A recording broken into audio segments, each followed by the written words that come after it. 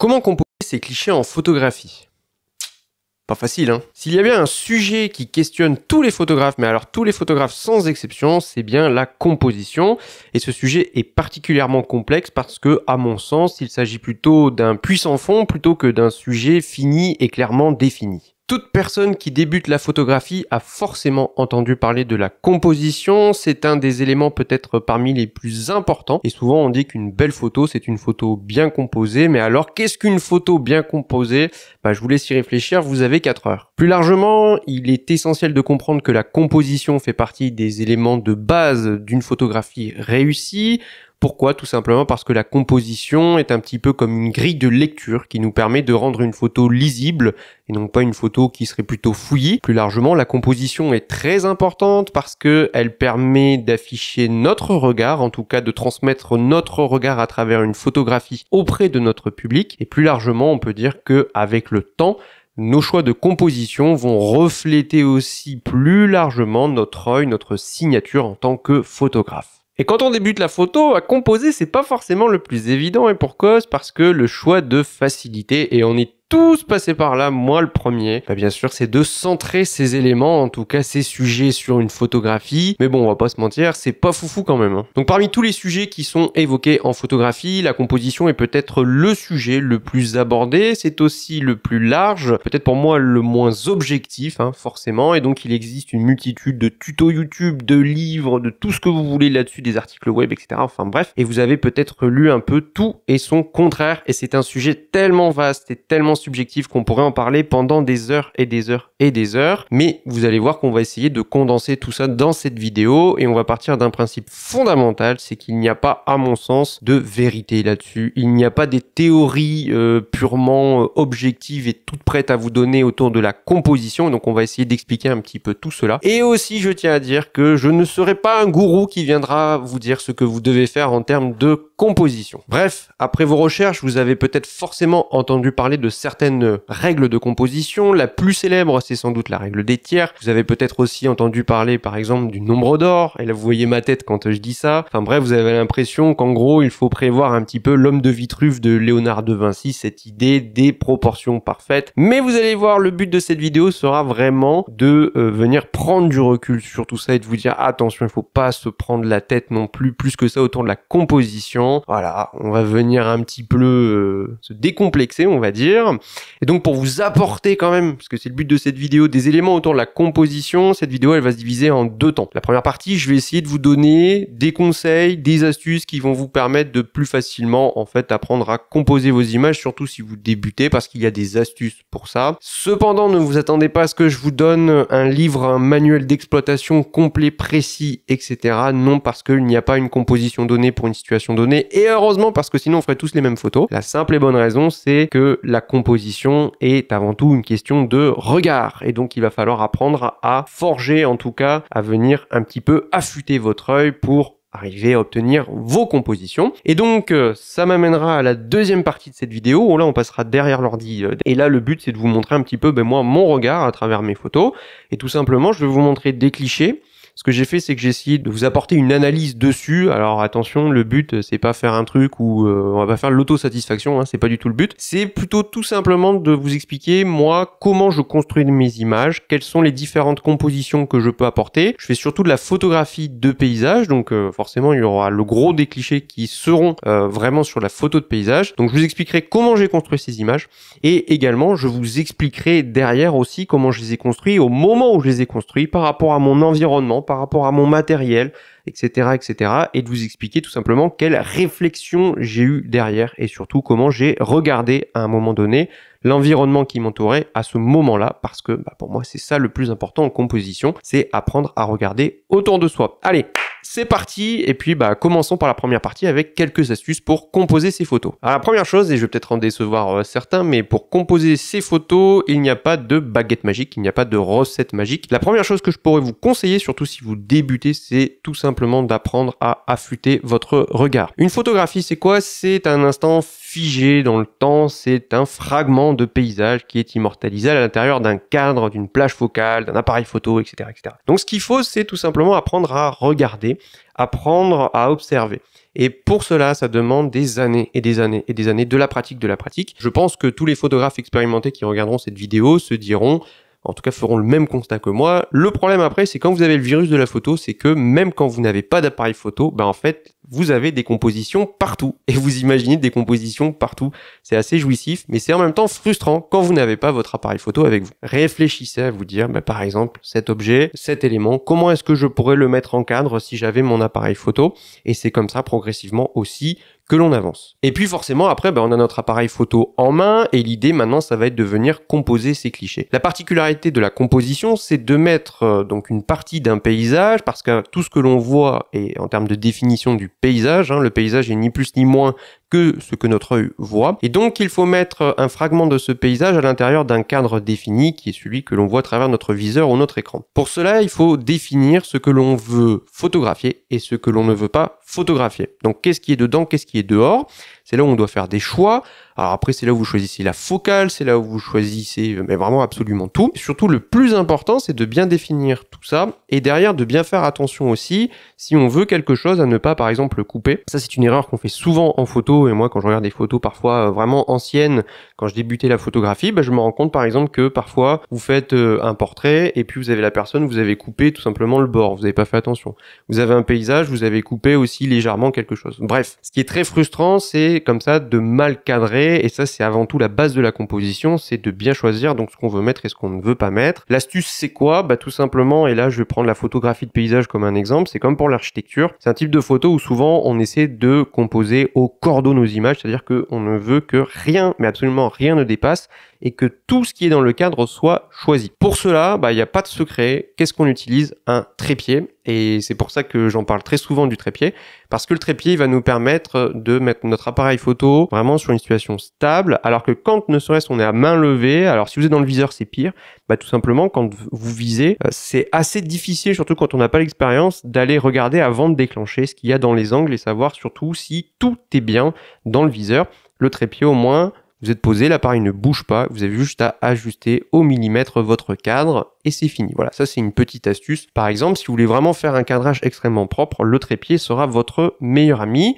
Sinon, privilégiez peut-être une visée écran, vous allez pouvoir prendre un peu de recul plutôt qu'une visée au viseur, où là, forcément, vous avez plus de risques, si vous n'avez pas beaucoup d'expérience, de venir couper une partie de votre cadrage. Une fois que vous avez défini votre cadre, il faut savoir maintenant comment je vais organiser mes éléments et comment je veux les structurer sur ma photo. L'idée, c'est de se dire que on ne peut pas toujours tout centrer parce que voilà, et surtout, il faut venir donner une lisibilité à l'image et l'objectif est précisément d'amener le spectateur à venir poser son œil là où on veut l'amener et pas simplement de prendre une photo, même si ça arrive, mais juste une photo pour une photo. Mais vraiment, donc je répète, d'amener l'œil du spectateur vers un ou plusieurs éléments de notre photographie. Donc pour cela, il existe des règles de composition, donc j'en parle en introduction.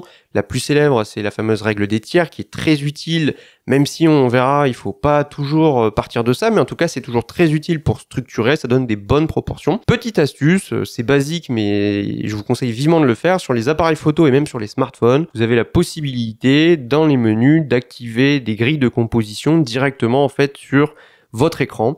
Alors sur les réflexes, c'est souvent pas possible à l'intérieur du viseur optique. Bon, par contre, vous pouvez le faire si vous avez un réflexe sur le live view de votre écran. Sur les appareils photo hybrides, vu que le viseur est aussi un écran numérique, vous pouvez avoir ces grilles de composition. Alors vous avez les règles de tiers, vous avez vraiment maintenant, vous avez un large panel de grilles de composition et ça vous permet comme ça de voir la structuration et en tout cas la position des différents éléments. Et ça, c'est réellement fondamental. Et je vous dis, même moi sur mon smartphone, j'ai ma grille des tiers et ça me permet, même pour des photos au smartphone, d'avoir des photos qui sont quand même un minimum composées. Donc pour expliquer rapidement, la règle des tiers, c'est vous découpez en 3 parties, horizontale, verticale, avec des points sur les angles, on va dire, et ça vous permet de pouvoir placer pas forcément au centre votre sujet et donner une grille de lecture plus facile, on va dire, et en tout cas moins évidente et bateau. C'est toujours très efficace, même si il faut pas toujours s'obliger à faire ça parce que sinon, en fait, ça n'a pas de sens. Mais quand on débute, c'est vraiment quelque chose d'utile et je ne peux que vous conseiller au départ de partir notamment sur la règle des tiers pour ne serait-ce que vous obliger à ne pas centrer vos sujets. Avec le temps, qu'est-ce qui va se passer sur les compositions? Votre œil va s'affûter, vous allez prendre ça comme une habitude et au fur et à mesure, vous allez apprendre spontanément à venir placer vos sujets pour raconter une histoire. Ça, c'est vraiment de l'expérience et je ne pourrais pas vous dire le contraire. Et pour moi, il n'y a pas de solution magique. La composition, c'est de la pratique, de la pratique, de la pratique. La moralité, c'est en forgeant que l'on devient forgeron. Et donc par la suite, après, il y a une multitude de façons de venir structurer une photo, en tout cas pour lui donner un impact, pour lui donner une valeur ajoutée. Et bon, j'en ai listé vraiment ces quelques éléments, avant qu'on passe sur l'ordi, que je vous montre des photos. C'est vraiment non exhaustif, c'est juste des idées comme ça qui passent par la tête et des choses que moi j'utilise souvent. Alors par exemple, forcément, c'est jouer sur les lignes de force. Alors les lignes de force sont des lignes directrices, par exemple, on le verra, des bâtiments qui sont avec des lignes verticales ou horizontales. Ça peut être, par exemple, je sais pas moi, de la végétation ou je ne sais quoi. Enfin, en tout cas, des lignes comme ça qui vont structurer. Ça va aussi avec ces lignes de force amener vers des lignes de fuite. Parfois, les routes notamment, ça amène vers quelque part. Et notre œil est attiré par le cheminement. Donc, c'est toujours très intéressant comme ça. Et tout ce qui est ligne de force, ligne de fuite, c'est toujours des éléments qui sont très faciles.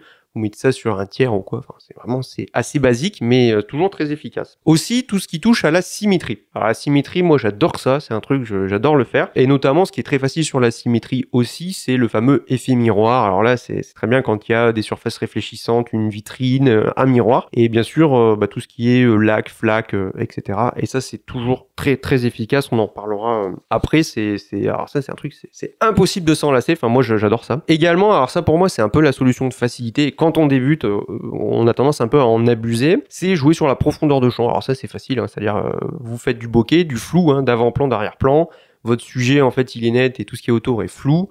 Bon, bah forcément, notre œil, mécaniquement, il va sur ce qui est net. Et donc ça, c'est un peu facile. C'est pour ça que sur les photos que je vous montrerai par la suite devant écran, il n'y aura pas de bokeh. Parce que je trouve que c'est assez facile. Attention, je dis pas que faire du portrait, etc., composer, c'est facile. C'est pas du tout ce que je dis. Je dis juste que c'est une technique pour isoler le sujet et attirer notre œil vers quelque chose. Et forcément, c'est assez facile à mettre en place, même si après, il faut placer notre sujet, etc. Bref. Ensuite, par exemple, insérer du minimalisme. Alors ça, moi, j'aime beaucoup aussi. C'est pas forcément le genre de cliché que je fais, mais par exemple en architecture, en macro, etc. Je trouve que c'est superbe. Et vous avez aussi tout ce qui est texture. Alors là, c'est aussi en photo de nature ou en archi, ça fonctionne très très bien. Petit truc aussi que je fais ponctuellement, c'est insérer un cadre. Donc un cadre, pas un cadre autour de la photo, un cadre blanc. Un cadre dans le sens où ça peut être, je sais pas moi, une falaise, un tapis végétal, ça peut être un objet, un tube, un trou ou je ne sais quoi, et ça permet un petit peu de structurer, surtout de mettre en avant certains éléments. Voilà, donc bref, je vous dis, on verra un petit peu ça un peu plus en détail. Allez, passons maintenant devant l'ordi et puis vous allez voir, on va venir analyser quelques clichés.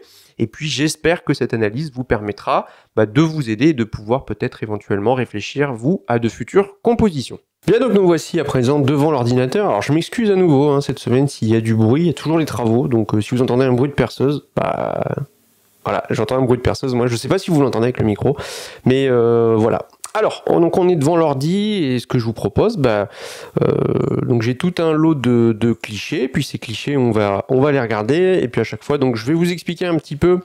Vous allez regarder le cliché, après vous allez voir, on va voir un petit peu les trucs de composition et surtout, je vous mettrai si je peux en fait, si j'ai des archives, déjà où j'expliquais comment j'ai pris ce cliché sur le moment, quelles étaient les conditions, comment j'ai réfléchi tout ça, pourquoi la photo je l'ai cadrée comme ça, etc.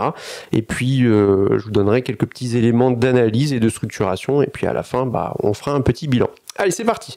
Donc là, vous avez sous vos yeux.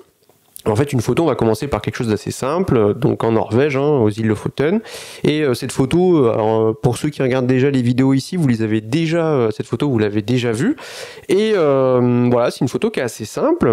Et donc, pour vous expliquer un petit peu, c'est une journée où le temps changeait beaucoup, il y avait beaucoup de vent, et donc, il y avait ce petit village-là, Sakrisøy, ça s'appelle, et donc il y a des petits cabanes jaunes, et il y avait une lumière de dingue à ce moment-là. Et moi, ce que je voulais, c'était vite composer ma photo parce que la lumière changeait très très vite, avoir cette lumière isolée avec la montagne qui était plutôt à l'ombre et il y avait surtout cette eau là devant qui était incroyable, mais vraiment incroyable, on se croirait en Polynésie le truc, c'est fou. Mais le problème, vous voyez, c'est que cette eau, si vous lui donnez trop d'importance, ça fait en fait un gros vide et le vide c'est pas très bon en photo de paysage, surtout en grand angle. Donc l'idée pour moi c'était de composer de façon. Et là, je vous mets la grille donc de la règle des tiers. Le but, c'était de composer pour voir cette partie de l'eau qui est magnifique, mais ne pas en faire quelque chose non plus d'omniprésent et de créer du vide en fait. Donc vous voyez, en termes de composition sur la règle des tiers, tout simplement, j'ai positionné le village donc sur le tiers inférieur droit, la montagne plutôt sur le tiers inférieur gauche, et du coup la moitié inférieure c'est tout simplement l'eau. Et à ce moment-là, ce qui était super intéressant, c'est que vous aviez ces nuages qui arrivaient de la mer, hein, en fait, la mer est derrière les montagnes, et donc ce que je voulais, c'était de profiter de ces nuages qui avançaient très vite, de faire une pause longue, vraiment longue, ça elle fait plus de 2 minutes, de façon à avoir cet effet dynamique. Et en fait, les nuages, quand vous regardez, en fait, ils avançaient par là, et ça fait une sensation en fait de diagonale comme ça qui va vers le village. Voilà, donc ça attire un peu l'œil. En tout cas, moi, c'est comme ça que j'ai conçu ce cliché. Et en fait, là, le truc qui était super intéressant, c'était le ciel quand même. Avec, on voit bien la dynamique, et en plus avec les nuages qui sont très sombres sur le côté. Voilà. Donc ça, c'est le premier cliché. Petite analyse. Celle-là, je pense qu'elle est assez facile. Si vous avez peut-être déjà vu sur le fond de mon studio, c'est le fond d'écran de mon ordi, en fait, tout simplement. C'est pas pris bien loin, c'est pris sur à quelques kilomètres de chez moi, sur les cabanes en fait de moules. Et c'est assez facile ça comme composition. Et là, je pense que vous voyez direct l'effet graphique, hein, en fait. Voilà, c'était pas compliqué. Hein. Je remets ma règle des tiers. Donc là, vous avez le centre de l'image qui est vraiment concentré autour de ce point de fuite. Là, vous devinez, je pense, plein de lignes de force. Donc là, on parle vraiment de lignes de force pour structurer l'image. Donc vous voyez, vous avez les lignes en fait qui arrivent ici des deux côtés et qui sont aussi sur la partie supérieure, hein, des deux côtés. Vous avez ensuite les lignes ici sur le côté, je les ai pas mises, mais qui structurent verticalement l'image. Vous avez ensuite les lignes de fuite là, qui amènent tout simplement vers l'horizon, en bas, en haut, etc. Vous avez aussi les lignes du reflet. Enfin bref, toutes les lignes en fait amènent vers le centre et votre œil est comme aspiré. Et vous avez aussi le fait qu'il y a une symétrie en fait avec le reflet entre la partie horizontale et la partie verticale. Vous voyez bien en fait là par ici, je vais vous montrer avec le doigt, mais vous n'allez pas le voir. Hein. Donc vous avez ici par exemple le reflet du nuage, vous l'avez là, les reflets des nuages, vous les avez là, etc. Voilà. Donc ça c'est simplement en termes de structuration, vous voyez, très graphique. Sur cette photo par exemple, pour que tout soit au cordeau, c'est fait au trépied. Parce qu'en fait à main levée c'est improbable à faire. Donc là vous voyez, vous réglez votre trépied, vous bougez à peine votre rotule, etc. Tac, pose longue, et puis vous avez une image qui, même si il y a des déformations optiques, etc., en post-traitement, vous savez que tout sera dans la boîte et il n'y a rien qui est laissé au hasard. Alors, celle-là aussi, elle est un peu cas d'école, toujours en Norvège. Alors là, cette photo, c'est un focus stacking de tête, je crois qu'il y a 8 photos. Voilà. Et donc, là, je pense que vous voyez venir gros comme une maison l'idée de la composition de cette photo. Donc, je vous mets la règle des tiers. En termes de structure, forcément, vous comprenez que là, la ligne de force, elle est là. Hein. Je dis, c'est tellement gros que... Bon, gros appel de phare, j'enlève juste la flèche. L'idée, c'était déjà de jouer sur cette chaîne, et je la trouvais très très belle. Et l'idée, c'était de sortir aussi de cette cabane, qui est très connue en Norvège. Je vous mets d'ailleurs la photo sur le côté, vous avez... en fait, c'est une petite cabane qui est aujourd'hui un café avec une montagne derrière. Tout le monde fait cette photo. Moi, le premier. Hein. Tout le monde fait cette photo. Et je voulais faire une photo un peu différente, quoi. De dire comment je peux réfléchir à une composition différente de ce lieu, en fait. Et pas sortir le cliché que tout Instagram voit, quoi. Et donc, en bougeant, je regarde, puis je vois cette chaîne qui était assez grosse, hein, quand même. Puis j'ai collé mon appareil photo. Je me suis dit, allez, je vais faire un petit stacking. Donc, j'ai fait plein de mises au point, machin. Et vous voyez, en termes de structuration, vous avez la chaîne qui part vraiment de l'angle en bas à gauche et qui remonte. Et surtout, ce qui était fou, c'est qu'avec la météo, vous aviez toute la scène qui était froide, vraiment froide d'un point de vue en fait colorimétrique. Et vous avez cette cabane jaune qui visuellement ressortait. Donc je me suis dit, bah tiens, on va la mettre plutôt sur le tiers. Et en fait, votre œil, il est attiré vers la cabane pour différentes raisons. Moi, sur place, en tout cas, mon œil avait été attiré par cette compo, quoi. Et donc il y avait la couleur qui tranchait vraiment, notamment avec l'eau à côté, la montagne, tout est plutôt gris et froid. Et puis aussi, forcément, cette chaîne que vous suivez. Et là, vous voyez, j'aurais pu faire une photo vraiment sans focus stacking et puis faire une photo voilà, avec du bokeh sur le premier plan, parce que là, j'étais collé à la chaîne. Hein. Donc pour avoir de la netteté, hors stacking, c'est improbable. Mais je me suis dit, non, tiens, là, techniquement parlant, je vais faire du stacking pour avoir cette texture sur la chaîne qui fait que en fait on a l'impression sur la photo d'être collé à la chaîne et voilà, ça amène de la texture tout simplement. Voilà. Pareil, là, c'est le genre de photo en paysage qui est classique. Les lignes directrices, là, c'est assez flagrant encore une fois. Le sujet, bah forcément, vous le voyez, hein, c'est le soleil. Hein. Ça, c'est la star de la photo. Et puis là, vous avez ce ponton. Et ce qui est bien, c'est qu'il y a des lignes dans tous les sens. Et l'objectif, c'est d'amener votre œil vers la lumière, comme ça. Donc là, il y a aussi des contrastes de couleurs hein, entre le soleil qui est chaud et puis tout l'environnement qui est froid. Et voilà, en termes de règles des tiers, ça donne ça. Et simplement, bah, là, les lignes directrices, elles sont assez faciles. L'enjeu de ce type de composition, là encore une fois sur trépied, c'est d'avoir des lignes qui soient parfaitement droites pour ne pas avoir un travail de dingue à faire en post-traitement. C'est l'ultra grand angle, donc il y a forcément des déformations en plus optiques qui s'ajoutent. C'est assez complexe. Enfin voilà. Donc là, l'enjeu, c'est de vraiment bien cadrer. Et vous voyez que par exemple, c'est peut-être du détail, mais quand vous regardez, j'enlève les flèches, quand vous regardez en fait au niveau de là des petits points de tiers en bas, vous voyez qu'en fait les points sont placés par rapport au truc vraiment au même niveau et que ça c'est parfaitement au centre. Mais j'ai bataillé en fait avec mon appareil photo pour déplacer mon trépied au millimètre, gérer ma rotule, etc. de façon à ce que la photo soit composée vraiment proprement pour avoir l'effet escompté. Photo urbaine, alors là on sort un peu du paysage, vous allez voir de temps en temps on va faire des petites comme ça, on va sortir un petit peu. Exemple pareil de compo, alors là c'est en ville, ça c'est à Bruxelles, pas loin du centre, c'est un quartier qui est superbe, et là vous aviez tout un lot de street art, de graphes, qui sont très engagés pour la tolérance, etc. C'est un coin qu'on adore avec Laura, et il faisait très beau, alors là vous voyez en plus hein, c'était plutôt au milieu de journée, donc c'est pas forcément le plus facile on va dire, pour faire de la photo. Et très intéressant à ce moment-là, mais vraiment très intéressant, il y avait une rigole, et avec cette rigole, vous aviez en fait un reflet. Donc ce qui est drôle avec ce temps, quoi. Et en fait, j'ai collé l'appareil photo au ras du sol pour obtenir précisément ce reflet. Et donc vous aviez Laura qui... Alors là, je lui dis, ouais, la pose pour la photo. Donc elle prend la pose et l'objectif c'était vraiment d'amener l'œil sur elle.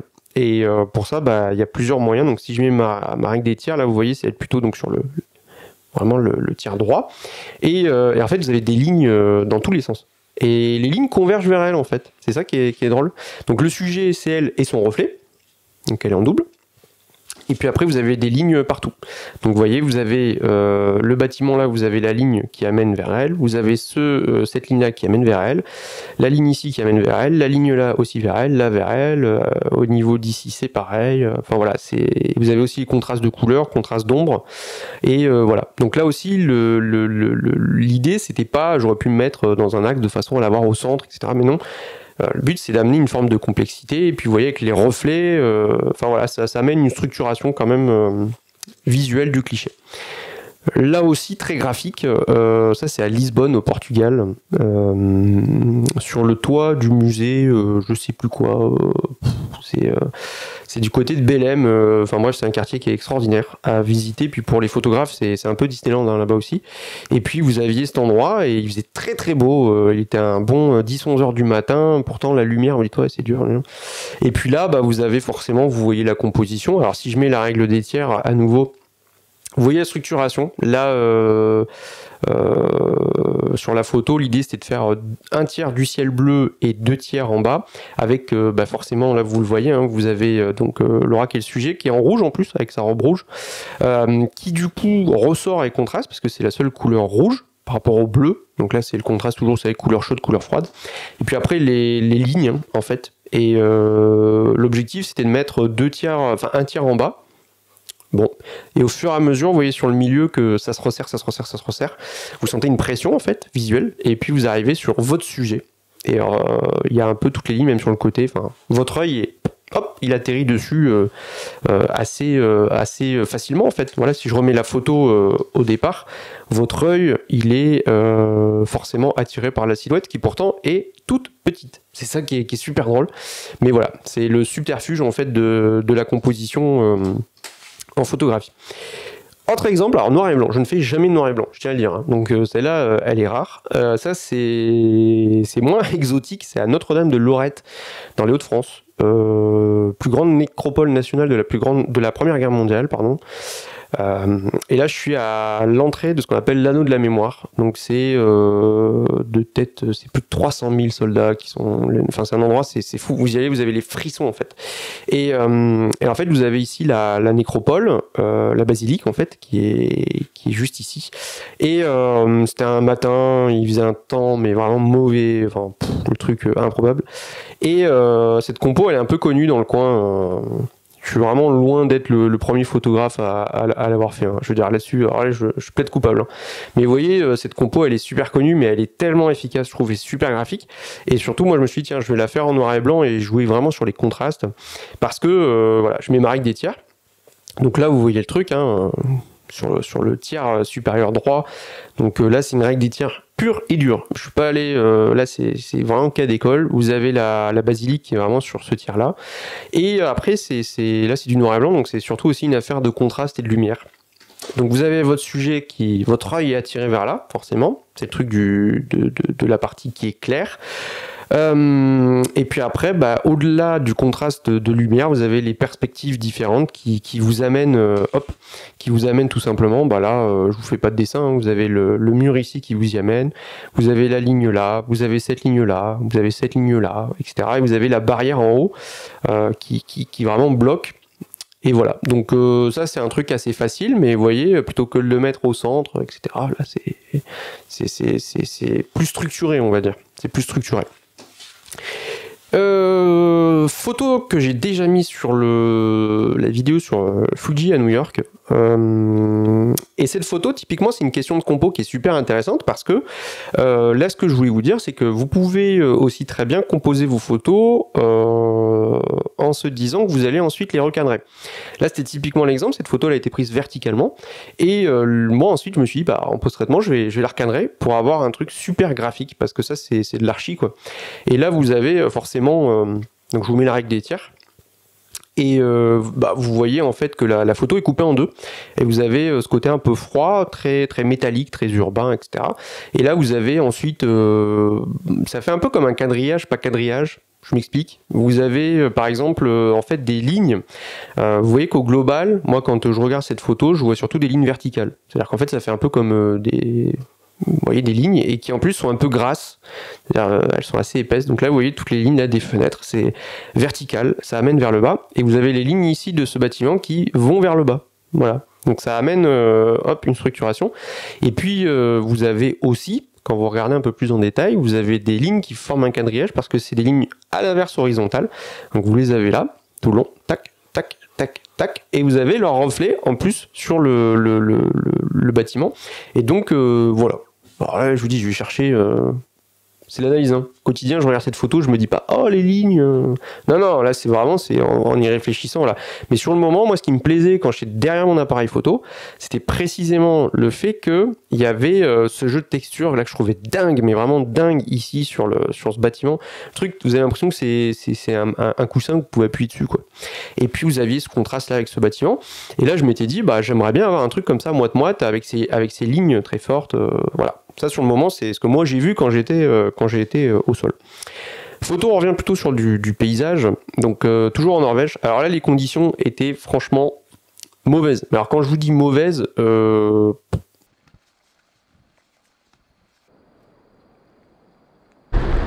les conditions sont assez effroyables. Il neige fort et il y a un peu de vent quand même. Je sais pas si ça se voit.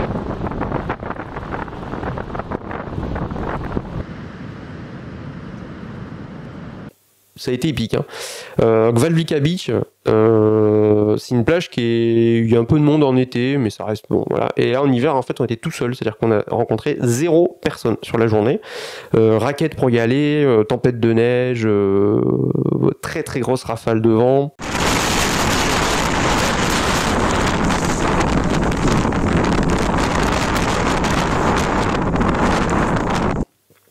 Vraiment la galère.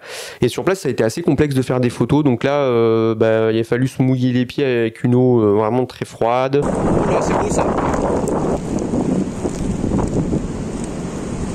Oh, oh, oh, oh, oh, oh, les pieds mouillés. les pieds mouillés, les pieds mouillés. Yeah, yeah, yeah, yeah, yeah, yeah. Les conditions sont vraiment affreuses. Ah, par contre, voilà, mais c'est tellement beau, tellement beau. Je suis carrément en raquette sur la plage, pour vous dire. Et voilà, enfin, ça c'est un peu le contexte. Et là, vous êtes sur une plage, plage avec un sable presque noir, très beau. La neige avec la plage et tout, enfin c'est ça la magie aussi de la Norvège. Et puis là, je me dis, bon, maintenant comment on fait pour composer des photos? Et puis vous aviez comme des algues là, là vous les voyez au premier plan en fait. Vous aviez des algues et puis à un moment je regarde surtout sur les plages comme ça. Moi je regarde toujours le sens de l'eau et notamment vraiment des plaques d'eau pour voir en fait tout simplement les sens des vagues et sur des poses lentes on va dire de réussir à donner en floutant en fait le mouvement pour donner une sensation de dynamisme et une composition à l'image. Et là typiquement vous voyez. Je voyais ce truc-là qui était assez joli, etc. Et en plus, là, il y avait une plume. Alors, je me dis, waouh, il y a une petite plume et tout. Bon. Donc, je me positionne, blablabla, gna gna gna. Et puis en fait, derrière, il y avait cette montagne-là qui était à moitié dans les nuages. Vous aviez un superbe contraste entre le pan qui est tout blanc, puis vraiment le pan, la falaise là avec le gros nuage noir. Enfin, c'était waouh, incroyable quoi. Et puis là, je me positionne, je me dis allez, voilà, en photo de paysage, surtout au grand angle, ce qui est très difficile. Enfin, il faut ne jamais laisser de vide. C'est-à-dire que le premier plan, il faut toujours un premier plan. Parce que si vous mettez pas de premier plan, il y a du vide et votre photo là, au niveau composition, raté. Donc, j'avais mon premier plan, je me pose, etc. Le truc derrière. J'observe je me positionne par rapport au sens des vagues, etc. Puis là, il y a un truc qui arrive. Rafale sur l'appareil photo avec la télécommande. Clac, clac, clac, clac, clac, clac, clac.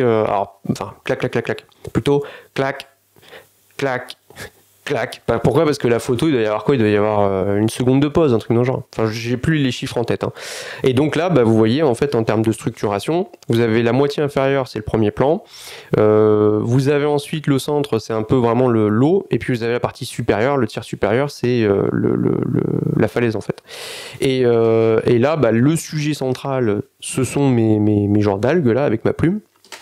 Et puis après, ce qui donne la dynamique, en fait, de la force de l'image, entre guillemets, c'est l'eau, le mouvement de l'eau.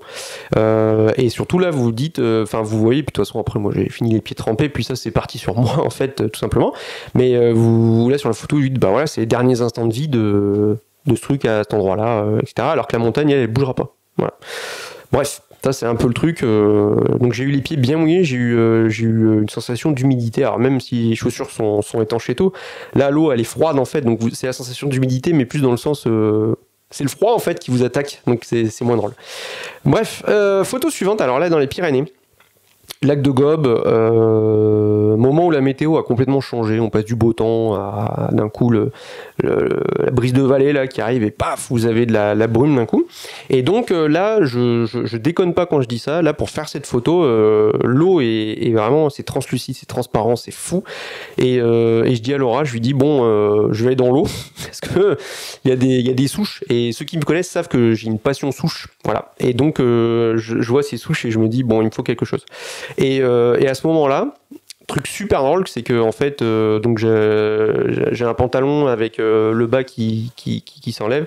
J'enlève le bas, je remonte le truc, voilà. Donc j'ai de l'eau, en fait, pas jusqu'à la taille, mais bon, très haut sur les cuisses. Hein. Et donc je vais dans l'eau, je m'esquinte les pieds parce que j'ai pas de chaussures, j'ai pas de chaussons pour dans l'eau, donc je suis pieds nus sur les cailloux là. Donc je vous jure, c'est voilà. Donc je suis avec le trépied, je fais gaffe, machin, là, et je me pose. Bon les amis, il y a des souches dans l'eau qui sont magnifiques. Et en fait, je vais mettre les jambes, mais l'eau est hyper froide. Voilà, faut souffrir. Et alors regardez, il y a les nuages qui arrivent. J'espère, ça serait cool, qu'ils remontent un petit peu. Ça serait très très beau. Enfin, voilà, les souches là, alors vous les voyez pas, elles sont dessous. Enfin si, on les voit un petit peu. Bon, souhaitez pas bonne chance. Ambiance de déglingo les amis, mais vraiment déglingo. Il y a les nuages qui sont en train d'arriver. Voilà, alors là j'ai les jambes plus que dans l'eau là. Hop, mais c'est magnifique. Oh, qu'est-ce que c'est beau. Le fil polarisant pour vraiment voir le fond de l'eau.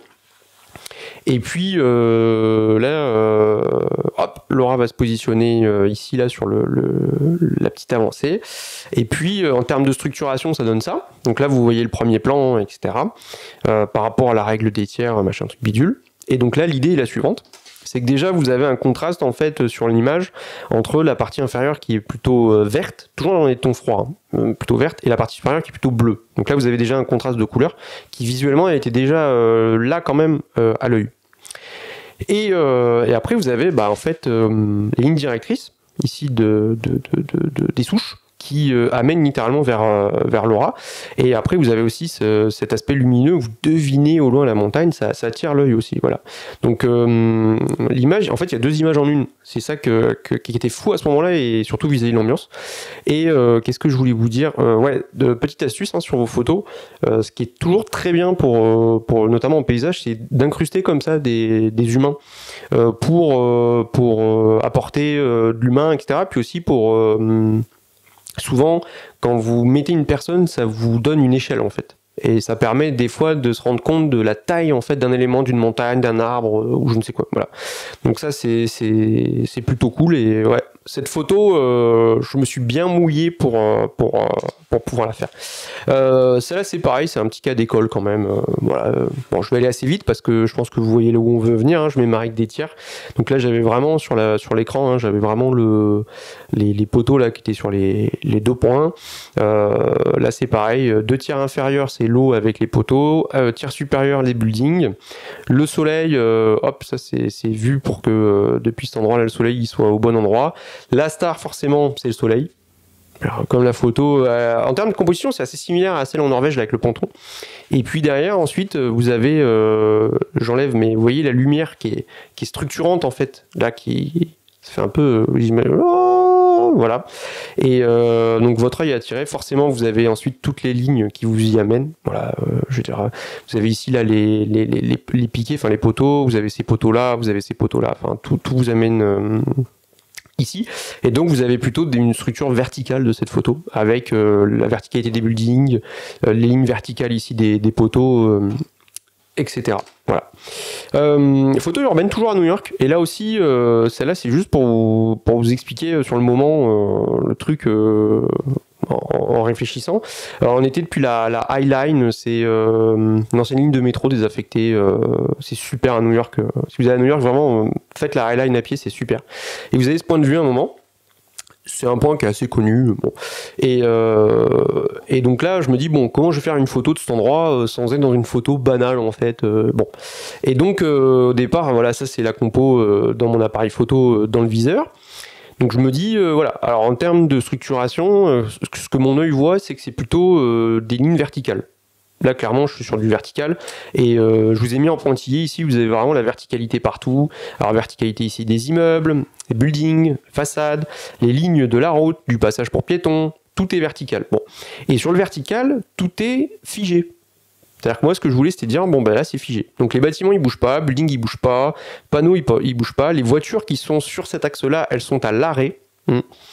Et ce qui serait cool, c'est maintenant, il y a une route qui passe dans l'autre sens, c'est de venir, en fait, montrer le seul truc qui est, entre guillemets, horizontal et pas vertical, et de le mettre en avant, en fait, sur la photo. Et là, je me suis dit, comment je peux faire plutôt que d'avoir juste des voitures figées. Bah là, je me dis, allez, on va jouer sur le mini poison, on va dire, sur le flou. Et donc j'avais pas de filtre ND à ce moment-là, j'ai juste fermé mon diaphragme. Ça m'a permis, il faisait pas, vous voyez, il n'y avait pas une luminosité non plus dingue. Ça m'a permis d'avoir une vitesse suffisamment lente. Donc je fais ma mise au point. Voilà, je bloque ma mise au point. Et puis j'attends que, en fait, les voitures qui passent horizontalement, ça soit leur tour. Et j'attends, et puis là je prends quelques rafales pour comme objectif en fait d'avoir un moment un taxi jaune qui soit au centre de l'image, et voilà, le taxi new-yorkais quoi. Et puis là il y a cette photo, voilà. Et donc ce qui est drôle, c'est que vous avez donc ces éléments qui sont floutés parce qu'ils sont en mouvement. Donc vous avez le taxi, vous avez une voiture plus une femme ici, là qui est très visible, vous avez les piétons ici, vous avez la femme aussi qui est floue. Et donc ce qui est drôle, c'est que tout ce qui est horizontal est flou. Et puis, vous voyez, ça fait un axe en fait horizontal. Et surtout, vous avez le taxi en fait jaune qui se démarque. Et même si on ne le voit pas nettement, on sait que c'est un taxi new-yorkais. Voilà. Donc vous voyez, hein, c'est pas foufou hein, comme truc. Mais moi sur le moment, c'est comme ça que j'ai réfléchi et que j'ai construit ma photo, vous voyez, en termes de composition, et du coup la technique qui m'a permis en fait de construire la photo par rapport à ce que je voulais montrer. Voilà, tout simplement. C'est comme ça que à ce moment-là, bah, j'ai réfléchi. Il nous reste 2 photos. Alors celle-ci, ça c'est au lac de Bonlieu dans le Jura, en plein automne, donc là magique, mais alors vraiment magique. Je vous parlais, première partie de la vidéo, des reflets, de la symétrie.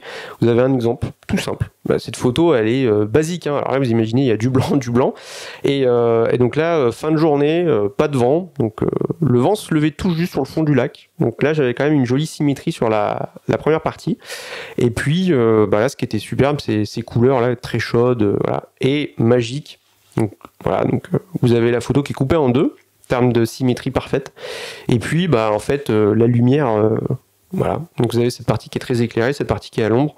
Et c'est très minimaliste comme photo, mais moi j'aime beaucoup cette photo. Voilà. Pourtant c'est pas la plus recherchée de toutes les photos que j'ai fait, mais juste je l'aime bien. Voilà. J'aime beaucoup l'ambiance et je me revois à ce moment-là, là, entendre les petits oiseaux, lumière de fin de journée, d'automne, vraiment la Toussaint et tout. Enfin bref. Et bien dernière photo pour terminer. Et celle-là j'aime bien aussi. Et donc là, bah, c'est en Norvège à nouveau. Alors celle-ci, c'était une journée où c'était un temps mais affreux. Mais alors vraiment le temps détestable. Il neigeait dans tous les sens. C'était vraiment un temps nul. Mais vraiment le temps nul. Et en fin de journée, on se dit allez, on va sortir. Bon, là, il fait vraiment mauvais. Hein. Alors mauvais quoi.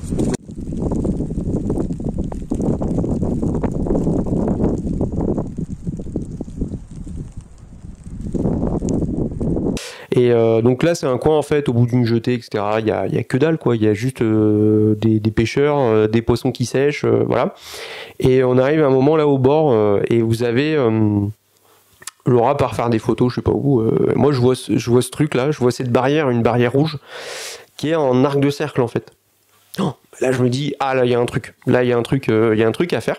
Donc qu'est-ce que je fais en plus ouais, il neigeait, il commençait à faire nuit. Enfin, vraiment, je vous dis, c'était pas fou, hein, niveau conditions. Donc, je sors mon trépied et en fait, je commence à bouger autour pour voir, tiens, comment je pourrais faire. J'ai mon grand angle, je me mets vraiment au plus grand angle et puis je commence à regarder un petit peu comment je pourrais composer. Et là, à un moment, j'ai trouvé ce que je voulais. Et en fait, bah, l'idée c'est ça. Donc vous avez la photo. Donc bah, là vous avez la photo vraiment avec mon sujet, qui est en plus voilà, qui est rouge avec les 2 lampadaires qui brillaient là devant. Ça c'est mon sujet, c'est ma petite cabane sur pilotis là. Et donc après en termes de composition, bah, je pense que vous voyez là où j'ai voulu en venir. Vous aviez en fait tout simplement bah, cette clôture en bois là qui faisait un arc de cercle et qui en fait visuellement vous amène bah, vers la cabane. Voilà. Et puis derrière vous avez cette montagne qui est en fond et qu'on devine. Là c'est une pose longue, donc l'eau est bien lissée en fait. Et la pose longue vous permet de donner cet aspect un peu soyeux à la photo. Enfin bref. Et dernière petite chose aussi, en plus de la pose longue, c'est une photo donc, qui a été faite en stacking. Pour la simple et bonne raison que j'étais collé littéralement en fait à la barrière. Donc ce qui fait que vous voyez, même en faisant du stacking, vous avez une distance minimale de mise au point et que vous avez quand même une partie ici qui est un peu floue sur le devant parce que la mise au point commence à être vraiment possible ici là, à partir de là. Et puis après bah, vous voyez que c'est net parce que là j'ai dû faire plusieurs clichés pour que ce soit net jusqu'à avoir la mise au point sur l'infini. Enfin voilà, bref, ben on a terminé ces exemples. J'espère que ça a été utile. Voilà, ça c'est un peu la façon dont moi je travaille sur ce type de photos. Si vous avez des questions, je veux dire, n'hésitez surtout pas à les poser. Si vous avez des idées, mettez-les aussi en commentaire. Le petit mot de la fin, je vous rappelle, la composition, ne vous prenez pas la tête. Il ne faut pas se mettre de complexe sur la composition. Simplement, prenez le temps, entraînez-vous. Vous verrez qu'avec le temps, ça va venir. Et surtout, ce qui serait intéressant, c'est regarder vos photos avec du recul plusieurs mois, plusieurs années après. Et avec le temps, vous allez voir en fait vos progrès. Vous allez voir que votre œil s'améliore. Et aussi, dernier petit conseil pour terminer, n'hésitez pas aussi à regarder tout simplement les photos des autres. Voilà. Le but c'est pas de copier, etc. Pas du tout. Le but c'est tout simplement de regarder et en fait de tout simplement apprendre des autres et d'apprendre des compositions des autres. Et c'est comme ça petit à petit, de façon un petit peu empirique, que l'on s'enrichit et qu'on apprend. Bref, eh ben, à très vite les amis, et puis je vous dis à la semaine prochaine donc pour une nouvelle vidéo.